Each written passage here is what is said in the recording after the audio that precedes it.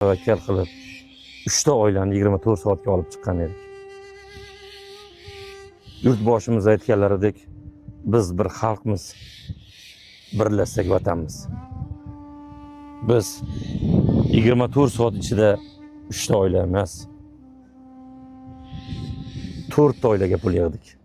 Bu 24 soat ichida kartalarimizga 104 ming dollar, zakotchilarimiz dollarga hisoblaganimizda 4200 dollar, jami 108.300 dollar pul yig'dik.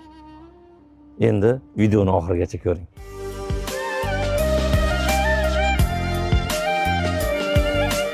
Qara, seni yaxshi ko'radigan xalqim bor ekan.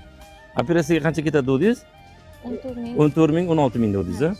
Bang, men 10 ming düşe. Men 20. Men 30. Operatsiyadan boshqa qolgan uy joyga ham harakat qilaverasiz. Xo'p.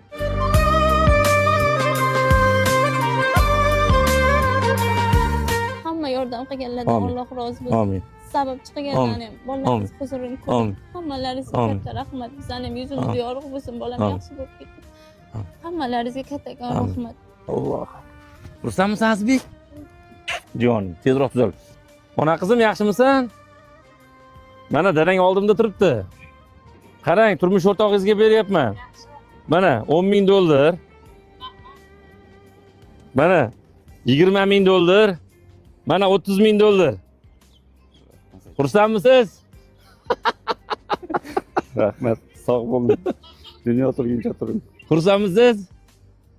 Alloh komil shifo bersin. Hamma ehson qilganlarga rahmat. Ehsonlar qabul bo'lsin. Amin. Sababchi bo'lganlarga ham rahmat. Amin. Hammadan Alloh rozi bo'lsin. Amin. Hech kimni farzand kasal bo'lmasin. Sizga ham katta rahmat. Amin. Allohu akbar. Ana. Tanijoningiz sog' bo'lsin. Yig'lamang, yig'lamang. Sog' bo'ling. Xo'p. Xursandmisiz aka? Rahmat aka. Nechta edi farzandlardan? 4 ta farzandim bor. Bu nechinchisi edi qizingiz? Narsa? Ulus. Eng kattasimi? Kattasi. Alloh shifo bersin. Rahmat aka. Nimani his qilib kelayotdingiz? Nimani o'ylab keldingiz? Nima bo'lar ekan dedingiz? Men to'g'risi ishonardim, xalqimizga ishonardim. Aziz vatandoshlar, mana ikkita oilamizni yopdik. Bugungi videoni ko'ryapsizlar. Endi ertaga yana ikkita oilamizni qo'yamiz. Ham ehson qilganlardan Alloh rozi bo'lsin.